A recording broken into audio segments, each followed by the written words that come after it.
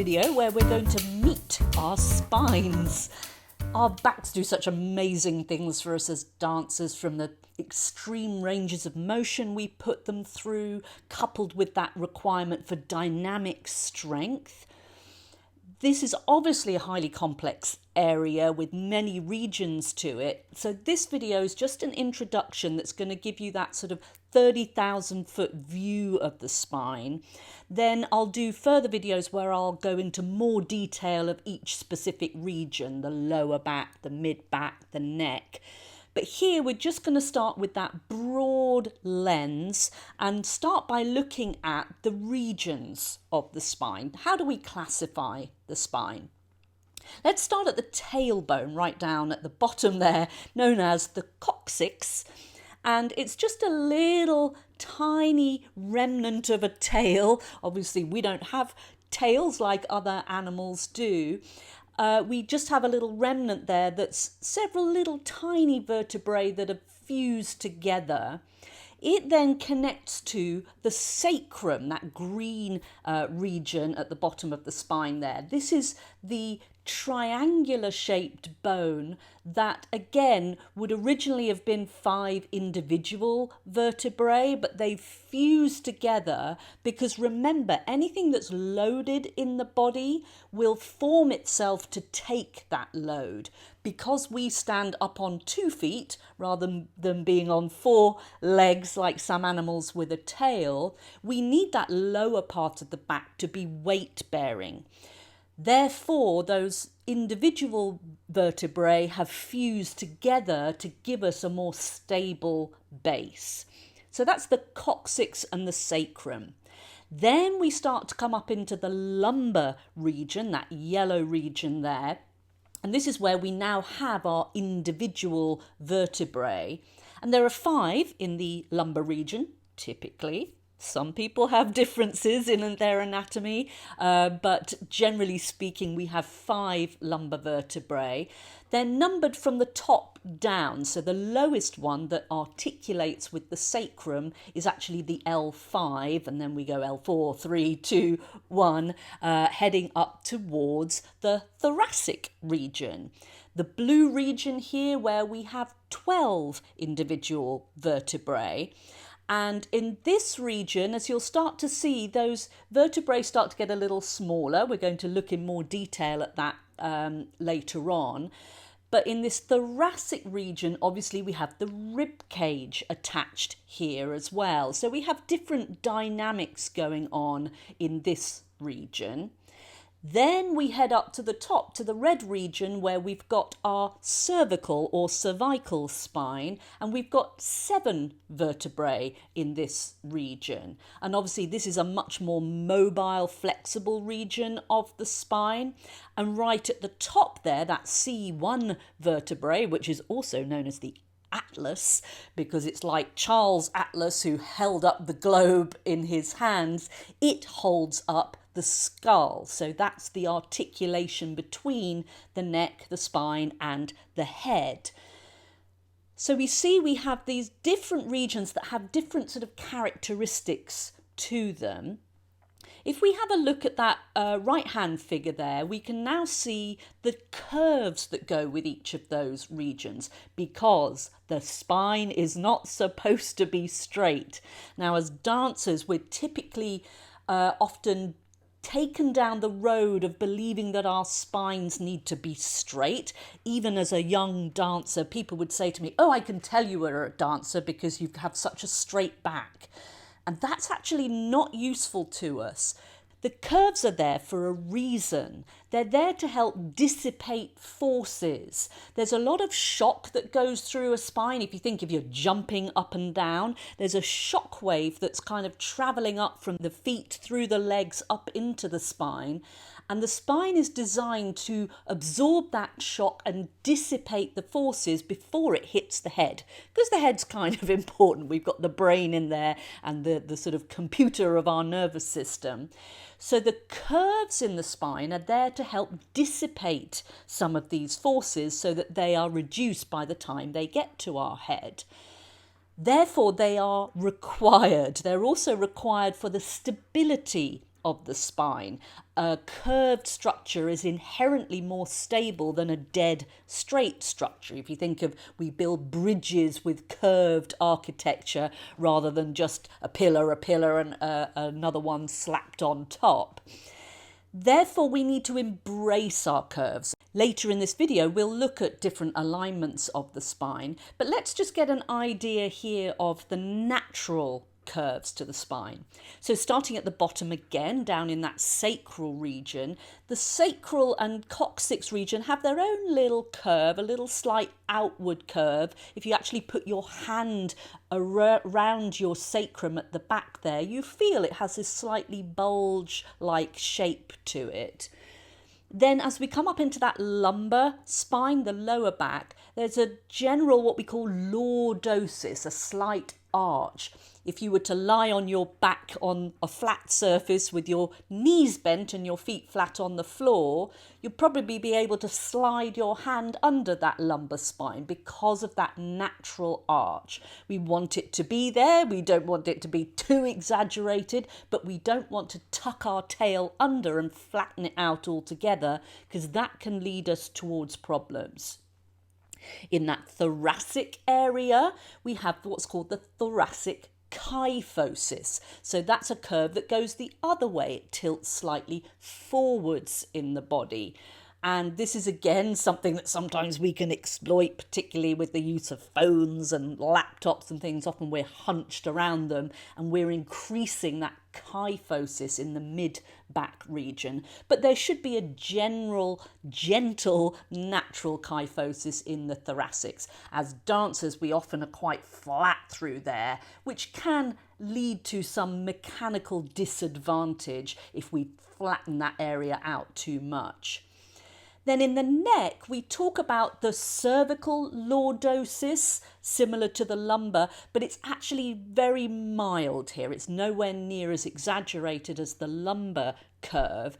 If you look at the neck region, actually, if you look at it on that left-hand diagram where we've got the red area highlighted, you'll notice if you look at the front edge of the vertebrae, obviously that's a person looking off towards the left there, you'll notice that it's actually relatively straight.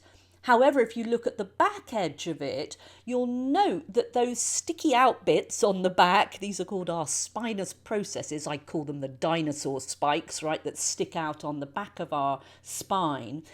The top ones and the lower ones are quite long and the middle ones are a bit shorter. So it actually gives the impression there's more of a curve there, but actually if you look at the load-bearing structures of the neck, those what we call the vertebral bodies, which we're going to come on and look at, they're actually stacked relatively straight there. So we don't want too much of an arch in that neck because it would be unstable for the head and make the muscles work a lot harder in the area. We'll get into that a little bit more at the end of this video. So that's just the general architecture of the spine and the different regions that we classify. Then let's have a look at the discs. So you're probably familiar with the fact that we have these vertebral discs that sit between each of those vertebrae. Remember, if we've got bones meeting bones, particularly in an area where there's a lot of load and force going through, we don't want bones rubbing on bone. They would wear themselves out. So we want some cushioning in there. So in the spine, this is in the form of our vertebral discs.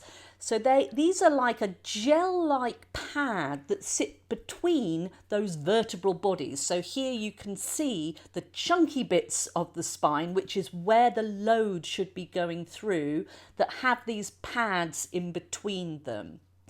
Behind those, you'll notice something called the intervertebral foramen. A foramen just means a hole in the body or a gap.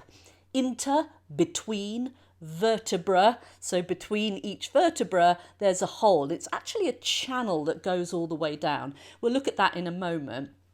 But essentially the discs there, they have an outer coating that's quite tough. This is cartilage-like material, and this is known as the annulus fibrosis. So anything that's annular is kind of circular in the body, like ring-like. fibrosis. It's a fibrous material that's tough, but it's soft. So what the discs also do is they allow and facilitate the movement between the joints. So they'll kind of twist and deform a bit as we bend and rotate the spine and facilitate a little more movement than we would have if we just had one bone meeting another bone. In the center of the disc, if we look at that right hand picture, you'll see something called the nucleus pulposus, and this is a almost gel-like substance that's in the middle of the discs. It's kind of the consistency of toothpaste in a sense. And as you kind of bend and twist and rotate, it's kind of pushing that gel-like center around as we move. Now, when we look at disc injuries, and I'll do a whole video on disc injuries, what can happen is that outer annulus fibrosis, that ring-like structure that keeps that gel in place, can sometimes get damaged with wear and tear. If we keep loading it and stressing it in particular regions, it can become thinned, and then that gel-like substance in the middle can start to bulge or press out towards the wall of the disc, and this is what people will often refer to as a bulging disc, or the term people often use is a slipped disc. They don't slip, but I'll get into that more in the disc videos. But what we'll also notice on that right hand image there is down that intervertebral foramen, because we're now looking in this picture, we're looking from the top down, on the top of one of our vertebrae and one of our discs. That hole that we saw on the left-hand side there, where it says intervertebral foramen, is filled with our spinal cord. So this is a channel that runs top to bottom of our spine, in which sits our spinal cord. So this is the extension of the brain that comes all the way down the spine. And at each level where one joint meets another, one vertebra meets the next one, a root comes out, a nerve root branches off that spinal cord. And again, there's a little gap there, right and left, for those nerve roots to come through. And they're going to go off and branch and serve all different areas of our body. In our lumbar spine, for instance, the nerves there are going to serve our legs. That's why we can often, if we've got back issues, get things like tingling, pins and needles in our feet, or pain coming down the legs that's coming from the nerves in the lower back. In the middle part of our spine, those nerves go off and serve lots of our internal organs. In the neck, those nerves are going to come down and serve our arms and hands. So this is how we start to see the interrelationship between the spine, how it's taking our load, but how it's also housing and protecting our nervous system. And if we have a problem with that disc and it starts to prod and bulge backwards into one of those nerves, we can start to see how we can get nerve symptoms. Again, check out the video on disc injuries to learn more about that. But that's just a little bit of the isolated architecture of how each vertebrae meet the other one with a disc in between. The other thing that we need to look at is the ligaments. The ligaments are obviously going to provide some of the structural integrity of the spine. If we just had a bunch of bones stacked on top of each other, it would be pretty precarious. And remember that our ligaments are the tissues that connect bones to bone at joints. And we have quite a complex arrangement of ligaments around the spine. For obvious reasons, it's a very long, tall structure that could be quite unstable if it didn't have some guide rails around it. And I've just picked out a few of the ligaments here. There are more complexities to it than this. But if we look on that left hand picture, it says front view, because you're looking at the inside of a spine. Those vertebral bodies are the inner part rather than the dinosaur spikes that are on the back. And you'll see this long ligament that goes from top to bottom, and it's called the anterior, because anterior means the front, longitudinal, because it's going lengthways from top to bottom of the spine, ligament. So it's just this long band that runs all the way down. In that middle picture where it says the side view, what I've done here is zoomed in, side view of the spine, and I've taken one of the vertebrae out so we can see a bit more detail. So there again, you can see that anterior longitudinal ligament, because now we're looking at somebody as if they were facing towards the left of the screen with the dinosaur spikes sticking out the back towards the right. What you can also see there, that behind each of those vertebral bodies, the chunky bits, you've got the posterior longitudinal ligament. So another long band that runs behind the back of the vertebral bodies, and therefore we've got this sort of front and back steering arrangement to just guide that spine and keep it in relationship from top to bottom. And you can see it kind of blends with those discs as well. The discs are kind of knitted into these structures. Also, where I've removed that vertebrae, you'll see two slips there where it's labelled ligamentum flavum, and there are slips there that attach the top vertebra to the one below it, and likewise the bottom one to the one above it. So there's again a sort of a continuity of a ligament that's connecting each segment to the next as you go down at the back. Then on that back view on the far right there, we can see we're looking at those dinosaur spikes are pointing right towards us in this view. And you also notice that each vertebrae has a little arm that comes out right and left. These are known as our transverse. Transverse means sideways processes. And there are ligaments that connect all those transverse processes together, the intertransverse ligament, and then a ligament that connects all the spinous processes, the dinosaur spikes together, that runs all the way down those at the back. You can also see that more clearly in the side view picture. So that's a complex arrangement of ligaments, but you can kind of see how it strings all these individual segments together, allows for some movement, which we need in our spine, but they stop us from going too far and bending into a degree of motion that would potentially lead us towards injury. So we need to take care of these ligaments. If you are somebody who likes to sit with your tail slumped under and your back hunched over, that kind of couch potato, as we call it, position, and you do that habitually, those ligaments can, over time, if you put a prolonged stretch through them over a period of time, they can start to become lax, and then we're starting to lose the integrity of the structure of the spine, and that can lead us again towards a more increased risk of injury. So we need to be keeping our natural curves in place and keeping the good alignment of the spine so that we don't stress these ligaments too much. Let's have a look at the lumbar region. We've got some little spinning images here to give you a 3D idea. Now, what you'll notice is that the lumbar vertebrae are quite chunky, right? They're the lowest part of the back, obviously above the sacrum and the coccyx, and they are the sort of lowest part of the back that still has individual movement. But because the forces are greater here, because we stand typically on 2 feet and even sitting is quite heavy for our lumbar spine, they need to be bigger. So they're quite chunky. They've got shorter spinous processes. The dinosaur spikes are a little kind of shorter and chunkier as well. And they allow for forward bending. Obviously, we can bend and touch our toes. We can bend sideways. We can arch backwards with the lumbar spine.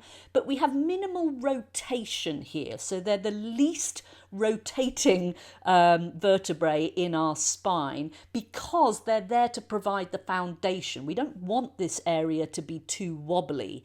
However, as dancers, we tend to exploit this a little bit. And things like taking the leg up to the back, we can start to crank into that lower back and destabilize it in order to get our legs up. We really need to be mindful about making sure that any arch movements, if we're doing back bends or lifting the leg to the back, are dissipated equally throughout the spine and not crunching into certain segments. Often, if you're hypermobile as well, you can find you've got a little bit of instability around those lower backs, particularly that L5, L4, the lower two of those lumbar vertebrae, and you tend to crank into those to get your arch in your back. The more you do that, the more unstable they become, and eventually that could lead to issues. Check out the hypermobility series for more on that. But the lumbar spine really is there as our foundation. We don't want to exploit too much movement in this area. We want to allow it to be supportive for us. Then the thoracic spine, this middle part where we've got our 12 vertebrae, and obviously the unique characteristic here is they've got the ribs attached to them. So this is going to affect the movement in this area. It's more of a cage structure. The ribs attach at the back, they wrap all the way around to the front, and they meet at the front at the breastbone in the higher part of the chest area and via cartilage lower down. I'll do a whole video on the thoracic and rib cage so you can see that in more detail. But obviously that's going to restrict some of the movement here.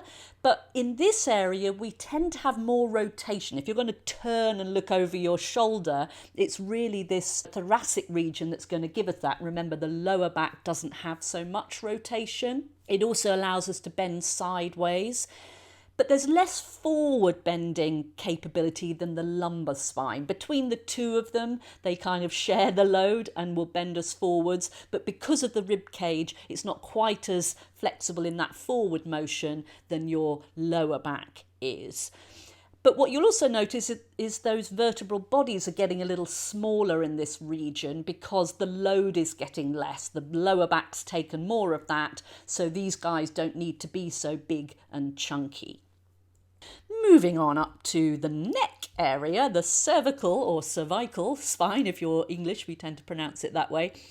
And obviously this area, no ribs in this area, and these are the tiniest vertebrae you'll see on the right there. The vertebral bodies are really quite small here because this area is much more about flexibility. In fact, it's the most flexible region. Obviously, remember, anything that's very flexible is also unstable. So we have a complex muscle arrangement in the neck to help provide that stability. But the neck is a highly important region. There's a lot of blood vessels, lymphatic vessels, which are the drainage vessels of the body, a lot of nerves in this area. And it's obviously balancing our beautiful skull above it. And the head can weigh up to 10 or 12 pounds in the average person, and it's perched on top of this highly mobile region. Therefore, we need to be very mindful about where we place our head over the spine so that this neck area is not compromised. Again, I'll do a whole video on the neck because there's so much detail we can never fit it into just one video on the spine. Okay, let's look at some general muscles. Now, there are many muscles in the back that move us in all the complex degrees of motion that we can get into. When I do those individual videos, I'll get into detail of muscles in each area. But we're just going to look here at some of the biggest muscles and the ones that are nearest the surface because there are layers of muscle in our back area. On that left side, we've got the beautiful latissimus dorsi muscle, which is known as the lats for short.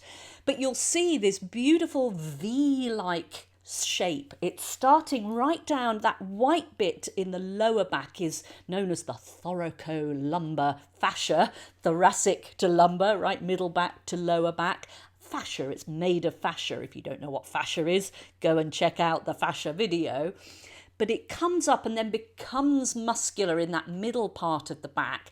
And these are like our wings, this big triangular shape. And interestingly, that muscle comes around and actually attaches to the front part of your arm. I'll get into detail of that in the shoulder video.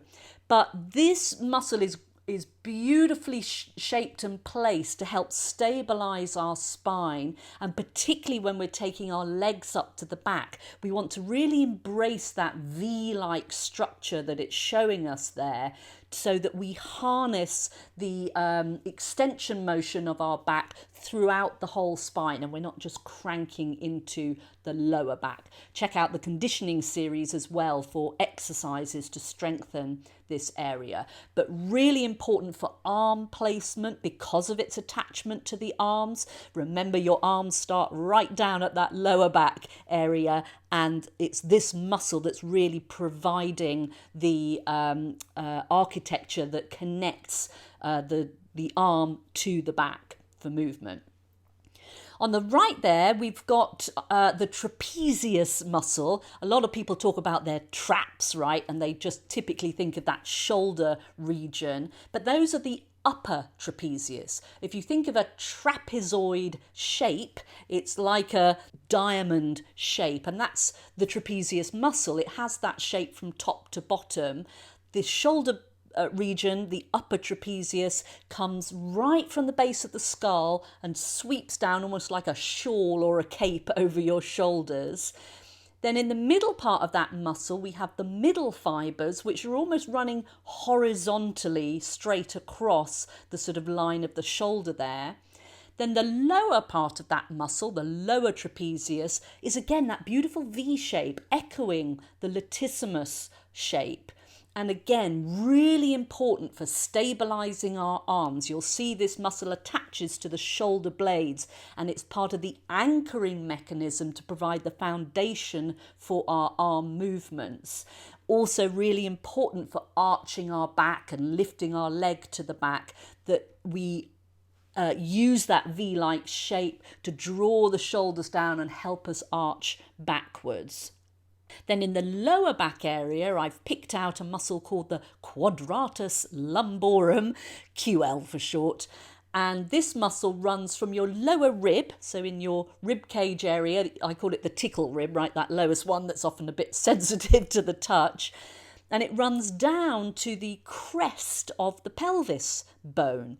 And again, if you want to know what muscles do, if you look at the two bones they attach to, or the two endpoints where they attach, and try and put those on each other. If I try and put my lower rib on my top of my hip bone, my pelvis bone, it's going to bend me to the side. So that muscle bends us to the side, also helps us twist a little bit as well. But what you'll notice on the inside edge is that it attaches to each of the lumbar vertebrae. So it's helping to bend the vertebrae, and it's also part of the stabilizing mechanism for the vertebrae. And if you ever get lower back pain, typically about 75% of people's lower back pain comes from that muscle. It's very prone to getting spasm. If you ever have like lower back spasm, often it's that QL muscle. Again, check out the specific lower back video and I'll talk in more detail about that. Now, round the front, obviously the abdominal muscles are crucial for spinal stability. It's not just the spine, and we've got deep intrinsic muscles in the spine. But again, I'll do detail on those when we break the spine up into regions. Let's just get a broad view here. On the left there, it's showing the transversus abdominis muscle. That's the deepest layer of our abdominal muscles, and it wraps right from the back. It shares that fascia that the lats began at when we looked at that picture from the back, and it wraps around like a corset around to the front and is key for our spinal stability. You'll also notice the diaphragm there, so we can see it front view and side view in these two different pictures. We think of the diaphragm as a breath muscle, but it's also part of our stabilizing postural mechanism, and you can see it actually attaches into the lumbar spine there. It's got two little strips that come down. The psoas muscle, again, look at the hip videos, look at the lower back videos for more detail on the psoas, but the psoas runs down and attaches to each of the lumbar spine vertebrae and ends up on the inside top of our leg. So it's the muscle connecting the lower back to the leg, and is very important, particularly for us lifting our legs to the front, to the side.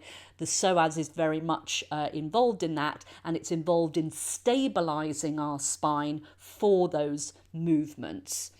The pelvic floor muscles, they are also part of our stabilising mechanism. They are like a sling of muscles. There are many muscles that make up the pelvic floor that bridge that lower part of the pelvis, but there's also an attachment up into the tailbone, so a part of this stabilising mechanism.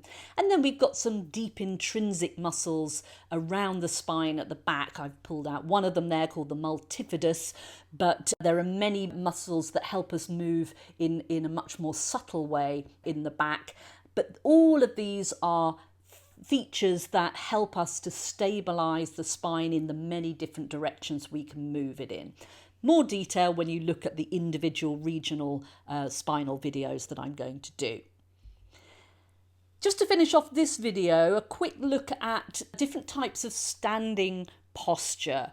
Again, we want those neutral, natural curves available to us in the spine. We don't want to get rid of them, but we also don't want to exaggerate them. Here are a few examples of different ways that people tend to hang out in their spines. You might find yourself falling into one of these categories. We've got that lordosis. Remember, the natural lordosis is the natural arch of the lower back. But some people exaggerate it, and typically they're tilting that pelvis to do it. As you notice there, that sacrum, the triangular bone at the base of the spine, is sticking out a little bit more in that lordosis arrangement.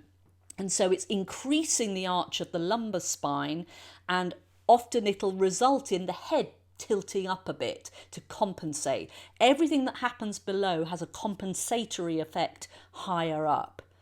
In that kyphosis position, this example is showing that there's still that tilt of the pelvis, but this person has compensated for that by shoving the middle part of their back backwards. So they're increasing that kyphotic curve in the middle of the back, and then the head is kind of shoved forwards, the chin's poking forwards a bit off the centre of gravity. For any degree that we move off that centre of gravity, where that line falls straight through the middle of our body, our muscles have to start working a lot harder to counterbalance us. And this becomes an issue because we're going to start getting stiffer and less flexible the more we go off the centre. In that flat back arrangement, this is where the pelvis is tucked under, and this is typically where some of us dancers fall into this trap of tucking the pelvis under. That's going to flatten out the lower back curve. Remember, the curve is there for shock absorption. It's there for facilitating easy movement in the spine. You've now taken that out. You've got a lot more load and force going through the lower back and through the discs, and typically these spines tend to suffer from more back pain. And we've also flattened out that kyphotic curve as well, which means that the neck is having to stack forwards almost at a diagonal, and the head is very far forwards of our centre of gravity, which makes it quite heavy for the muscles to counterbalance. In the sway back posture, now any of you hypermobile dancers who have sway back knees, often this can be a trap that you fall into where the knees are swaying back, the pelvis tucks under, we flatten out a bit of that lumbar spine, and then we tilt the upper back forwards to compensate. And then finally there we've got scoliosis. Now I've done a whole video on scoliosis because there's a lot more to say about it, but this is where the curves go side to side in the spine rather than front to back, which are the other ones that we were looking at. I've also done a video on a postural assessment with some dancers, so you can check that out. But bear these alignments in mind when you're starting to look at different videos on specific injuries of the spine and which of these types of standing posture might lead us down the trail to having less efficiency in our spinal movement. That was a quick look at the spine just from a very broad perspective, but this is a great starting point for you to get deeper and deeper into understanding your spine. It's in the middle of what we do, and we need to understand it to take care of it.